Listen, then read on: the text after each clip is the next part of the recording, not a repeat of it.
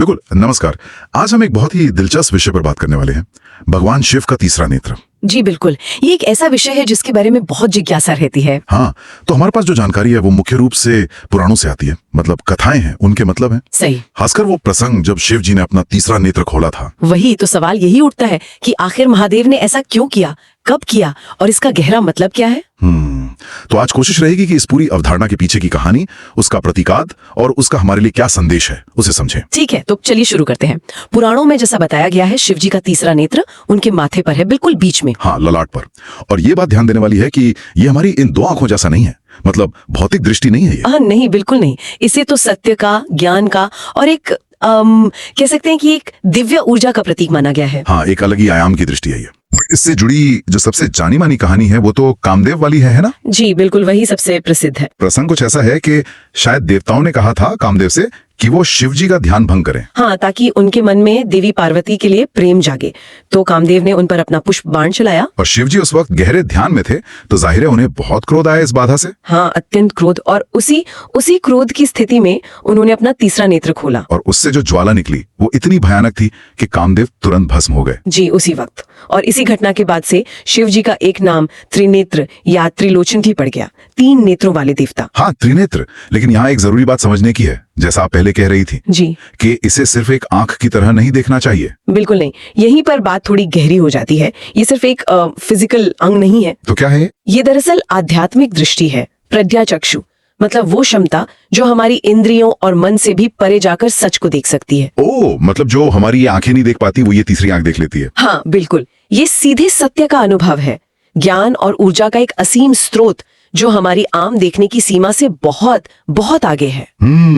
तो फिर जो कामदेव वाली कहानी में क्रोध और विनाश दिखता है, उसका क्या मतलब? क्या वो बस गुस्से का प्रतीक है? नहीं, देखिए, सिर्फ गुस्सा या विनाश कहना इसे छोटा करना होगा।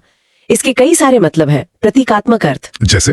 पहला तो वही जो हमने कहा, ज्ञान और चेतना का प्रतीक, वो नजर जो दिखावे के पार जाकर असली चीज देखती है। ठीक है। और दूसरा, हाँ, इसमें संहार की मतलब विनाश की जबरदस्त शक्ति है।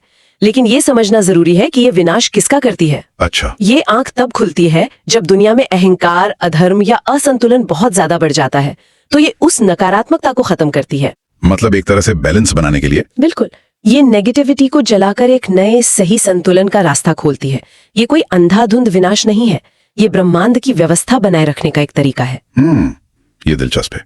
और तीसरा कोई पहलू? हाँ, और तीसरा जो शायद सबसे अहम है, वो है आत्मनियंत्रण का संकेत।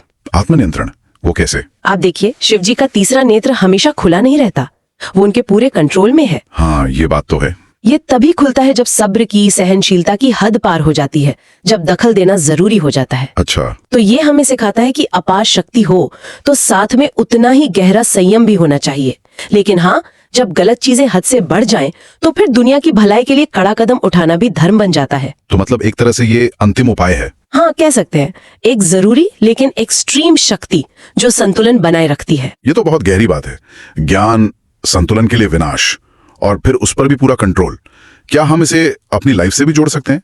मतलब क्या हमारे अंदर भी ऐसी कोई चीज है? बिल्कुल, प्रतीकात्मक रूप से सोचे तो हाँ, हम सबके अंदर भी एक तरह का तीसरा नेत्र है। वो क्या है? वो है हमारी बुद्धि, हमारा विवेक, हमारी अंदर की आवाज जो हमें सही गलत बताती है। अच्छा, हमारी कॉन्शियस। हाँ, वही।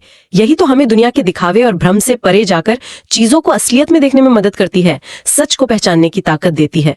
इसी को जगाना, इसी को सुनना, आत्मज्ञान की तरफ बढ़ना है। और वो क्रोध वाली बात, कामदेव वाली कहानी से हमें क्या सीखना चाहिए? देखिए, संदेश साफ है, गुस्सा अपने आप में बुरा नहीं है, उसका मकसद क्या है वो जरूरी है। हाँ। गुस्सा तभी सही है जो वो न्याय के लिए हो, धर्म के लिए हो, संतुलन बनाने के लिए हो, अपने फायदे या बस यूं ही आवेश में नहीं। सही कहा। असली शक्ति वही है जिस पर पूरा नियंत्रण हो, जिसे सोच समझकर दुनिया की भलाई के लिए इस्तेमाल किया जाए। बिना कंट्रोल की शक्ति तो चाहे वो गुस्से की हो या किसी और चीज की, वो सिर्फ तबाही लाती है। पूरी बात सुनने के बाद ये लग रहा है कि असली ताकत शायद इसी संतुलन में है। एक तरफ गहरा संयम, धीरज, हाँ, और दूसरी तरफ जब जरूरत पड़े तो अन्याय के खिलाफ या असंतुलन के खिलाफ एक सोचा समझा सही और निर्णायक कदम उठाने का साहस। बिल्कुल, शायद यही संतुलन हमें अपने अंदर खोजना है।